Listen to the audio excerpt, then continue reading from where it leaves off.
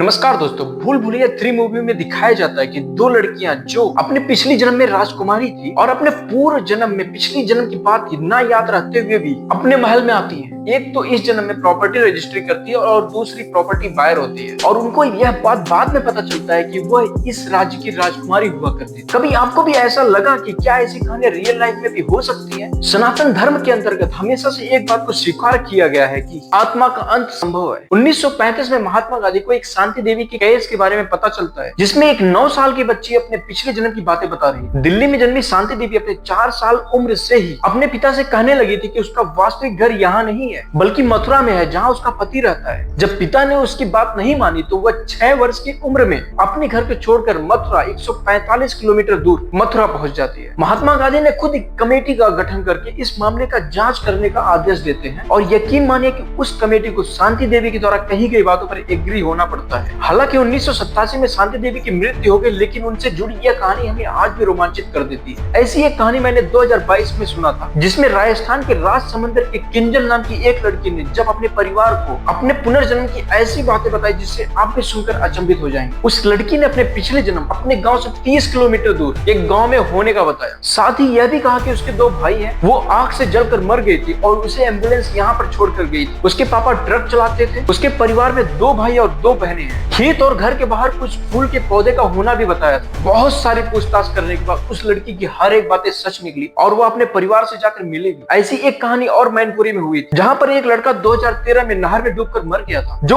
8 साल का चंद्रवीर प्रमोद के गांव से 6 किलोमीटर दूर नगला अमर के गांव में राम नरेश के घर 8 साल बाद पैदा हुआ था। जैसे जैसे वो बड़ा होता गया उसको पुनर्जन्म की बातें याद आने लगी। ऐसे बहुत सारे एग्जाम्पल सतयुग से आज तक में मिलते आ रहे हैं। तो सोचे, अगर ये पुनर्जन्म की बातें अगर सही है तो क्या रीजन हो सकता है जिसे मरने के बाद भी हमें सारी बातें याद रहती हैं? और ऐसा क्यों रियल केस में ही होता है? एक बार आप खुद सोचें, अगर आदमी के दिमाग पे थोड़ा सा चोट लग जाने के बाद कई बार आदमी अपनी याददाश्त भूल जाता है, पहचानने से इनकार करने लगता है, तो पूरा दिमाग नष्ट होने के बाद भी उसे सब कुछ याद कैसे रह सकता है? पुनर्जन्म के रहस्य को जानने के लिए ना तो कोई सॉलिड एविडेंस है, ना ही कोई रिसर्च मेथड। हालांकि मनुष्य अपने वर्तमान दिमाग से सब कुछ जान नहीं सकता, जो ऐसी असाधारण घटना को जानने के लिए बहुत ही सीमित है। लेकिन हमारे क्वेश्चन का आंसर हमारे हिंदू धर्म ग्रंथों में मिलता है। रामायण और महाभारत दोनों महाकाव्यों में पुनर्जन्म के बारे में बताया गया है। रामायण में भगवान राम को विष्णु के अवतार के रूप में देखा गया है, वहीं महाभारत में उदाहरण के लिए पांडवों के सबसे बड़े भाई युधिष्ठिर को यम धर्मराज के अवतार के रूप में देखा गया है। हिंदू ग्रंथ के अनुसार महाभारत काल में रंभा का शिखंडी के रूप में पुनर्जन्म लेना, श्री कृष्ण, अर्जुन, महात्मा विदुर, यशोदा माता, ये सब पुनर्जन्म के प्रमाण है। रामायण में कई ऐसे पात्र और घटनाएं हैं जो पुनर्जन्म की अवधारणा से गहराई के साथ जुड़ी हुई है, जैसे जय और विजय का रावण और कुंभकर्ण के रूप में जन्म लेना। दोनों महाकाव्य इस विचार को बदल देते हैं कि पुनर्जन्म का सिद्धांत किसी के कर्म से जुड़ा होता है। व्यक्ति के जीवन में उसके कार्यों का प्रभाव होता है और ये कर्म अगले जीवन के अच्छे, बुरे और परिणाम को निर्धारित करते हैं। जैसे गरुड़ पुराण अध्याय 10 में पुनर्जन्म के बारे में बताया गया है कि अगर आप नमक चुराते हैं तो चींटी, अगर आपने दोस्तों को धोखा दिया है तो उल्लू, अगर आप जहर खाकर मरते हैं तो नाग। ऐसे हर जन्म और मृत्यु का वर्णन है। यह हिंदू धर्म के मूल सिद्धांतों में से एक है, जो व्यक्ति को उसके कर्मों का महत्व सिखाता है और यह कि हर एक कर्म का परिणाम होता है, चाहे वह तत्काल ना हो, लेकिन उसको अगले जन्म में भुगतना पड़ता है। जीवन और मृत्यु के बारे में सबसे बड़ा ज्ञान गीता में वर्णित है, जिसे भगवान श्री कृष्ण की वाणी माना जाता है, जिससे हिंदू धर्म में जीवन, मृत्यु और पुनर्जन्म को एक चक्र के रूप में माना जाता है। इसका कारण यह है कि भगवान श्री कृष्ण ने अर्जुन का मोह भंग करने के लिए गीता का उपदेश देते हुए कहा था कि हे अर्जुन, ऐसा कोई काल नहीं है जिसमें तुम नहीं थे या मैं नहीं था, और आगे भी ऐसा कोई समय नहीं होगा